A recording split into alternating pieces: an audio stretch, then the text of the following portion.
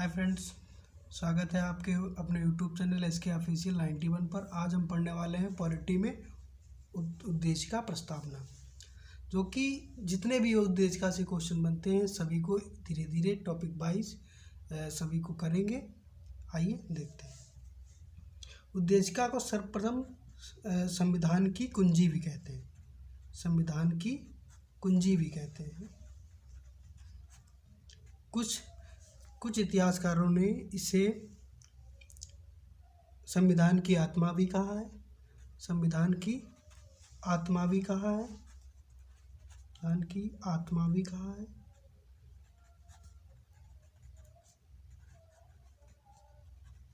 जो कि हमारे मूल संविधान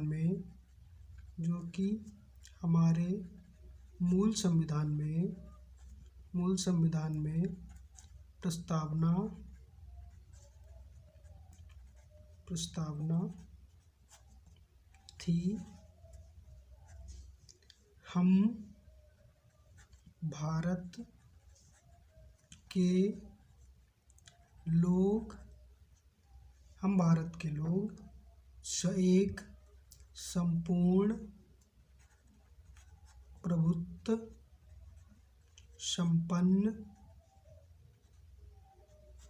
संपन्न लोकतंत्रात्मक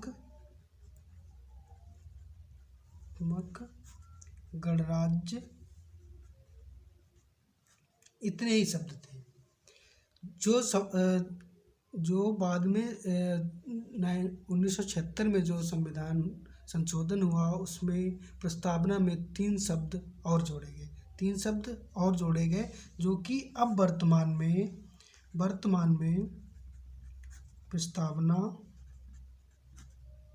प्रस्तावना में 3 शब्द जोड़े गए।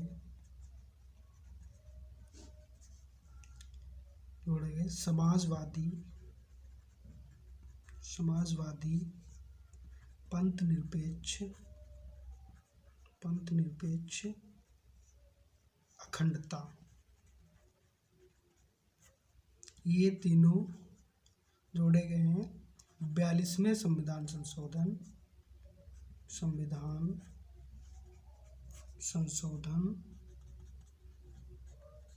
1976। हमारे संविधान में सिर्फ एक ही बार संशोधन हुआ है। हमारे संविधान में सिर्फ एक ही बार संशोधन प्रस्तावना में हुआ है। अब देखते हैं जितने भी शब्द उसमें हैं उनका क्या मतलब है, क्या उन्हें किस लिए उन्हें मतलब उसमें सम्मिलित किया गया है, उसका क्या अर्थ है। हर एक शब्द को देखते हुए हम लोग चर्चा करते हैं। लिखा है हम भारत के लोग। हम भारत के लोग, इसका मतलब है कि हमारे राष्ट्र में सबसे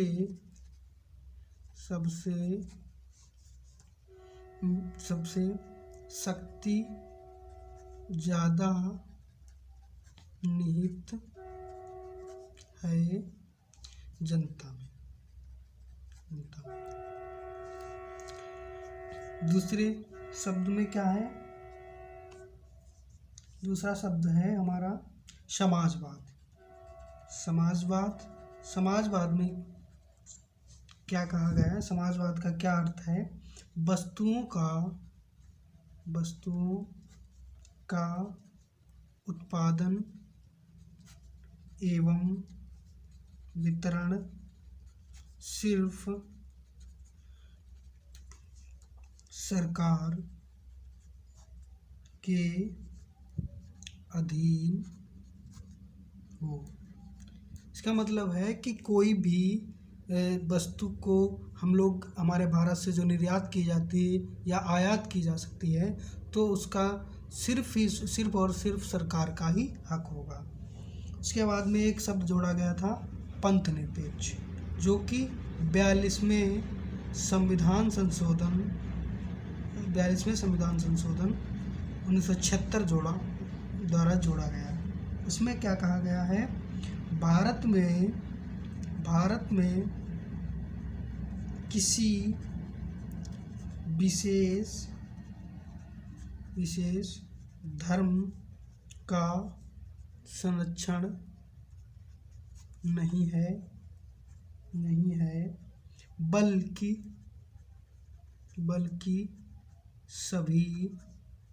बल्कि सभी धर्मों का समान अधिकार है।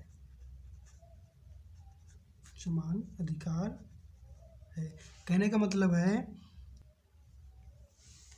अगला शब्द हमारा प्रस्तावना में जुड़ा है, जो कि है लोकतंत्र।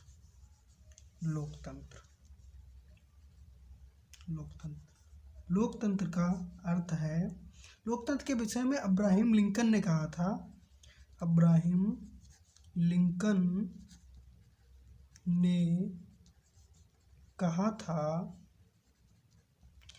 कि जनता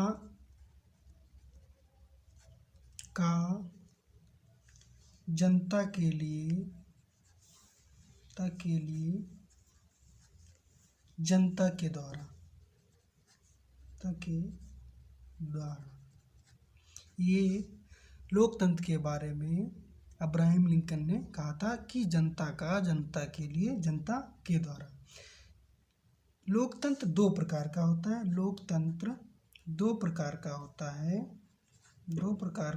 है। प्रत्यक्ष लोकतंत्र, दूसरा है अप्रत्यक्ष लोकतंत्र। प्रत्यक्ष लोकतंत्र स्विट्जरलैंड में है, जो कि उसमें होता है कि जनता के द्वारा कोई भी राष्ट्र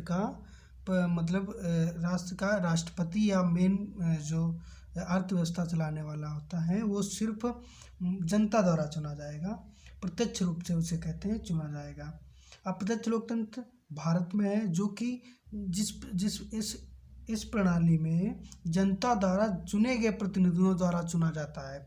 किसी भी देश का, जैसे राष्ट्रपति, हमारे देश का राष्ट्रपति है, वो जनता के द्वारा चुने गए प्रतिनिधियों के मतदान से ही चुना जाता है। उसे कहते हैं कि मतलब प्रतिनिधियों के द्वारा चुना जाता है, उसे ही कहते हैं मतलब जैसे अप्रत्यक्ष लोकतंत्र में होता है कि जनता निर्वाचित नहीं करती है उसको, वहाँ जनता के द्वारा निर्वाचित किए गए प्रतिनिधियों के द्वारा चुना जाता है।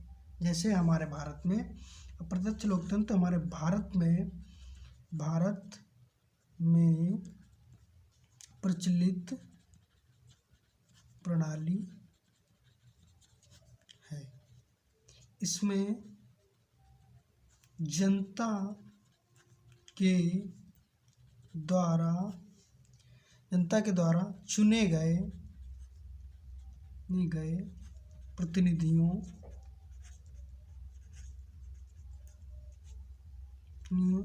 से देश के प्रमुख को चुना जाता है।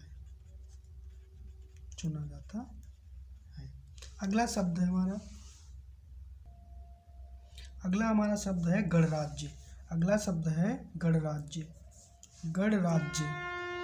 गणराज्य या गणतंत्र। इसमें क्या होता है, इसमें किसी मतलब कोई भी राजा या कोई भी उच्च पदाधिकारी राष्ट्र मतलब वंशानुगत नहीं होगा। किसी भी राष्ट्र प्रमुख का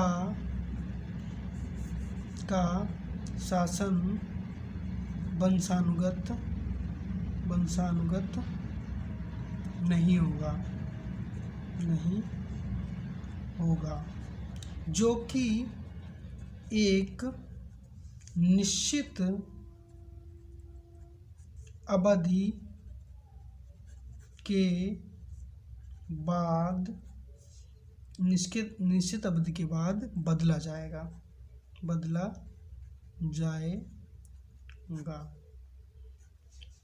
अगला शब्द है हमारा न्याय। न्याय तीन प्रकार के हैं। पहला प्रकार है हमारा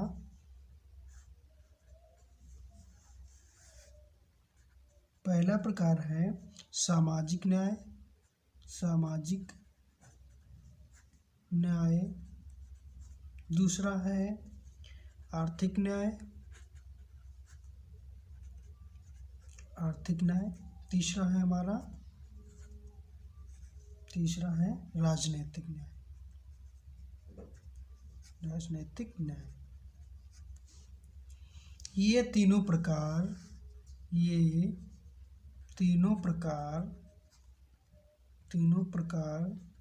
के न्याय रूस की क्रांति 1917 से लिए गए। अगला शब्द है हमारा स्वतंत्रता। अगला शब्द है स्वतंत्रता। प्रस्तावना में स्वतंत्रता का उल्लेख 4 प्रकार से किया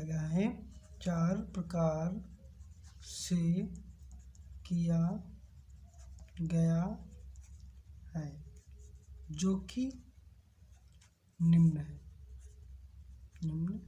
है।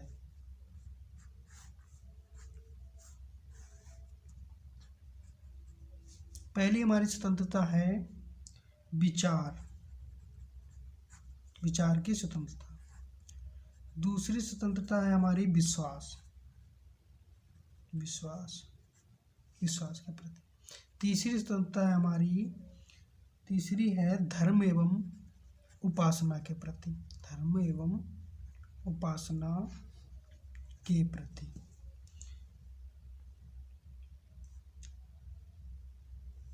अगला शब्द है हमारा समता,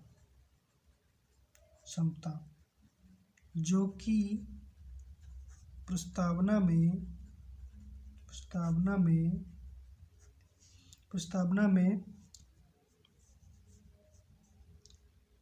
सबसे महत्वपूर्ण बिंदु है। इसके अंतर्गत कहा गया है कि सभी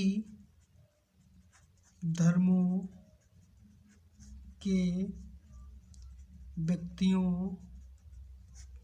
को समान रूप से देखा जाएगा तथा किसी भी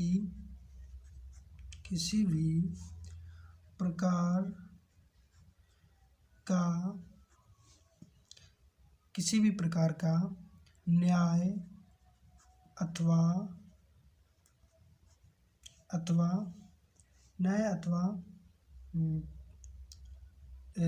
लाभ समान रूप से दिया जाएगा, समान रूप से प्राप्त होगा। यह अनुच्छेद 14 से 18 तक वर्णित है। एक प्रस्तावना के प्रति क्वेश्चन बहुत ही इम्पोर्टेंट है, जो कि है प्रस्तावना को संविधान का प्रस्तावना को संविधान का परिचय पत्र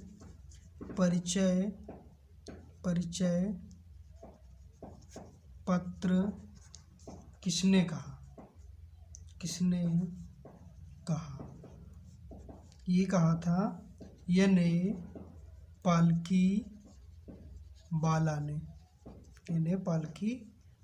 ने, जो कि ये हमारी प्रस्तावना का बहुत ही इम्पोर्टेंट प्रश्न है। प्रस्तावना को संविधान का परिचय पत्र किसने कहा था दोस्तों? एन.ए. पाल्कीवाला ने।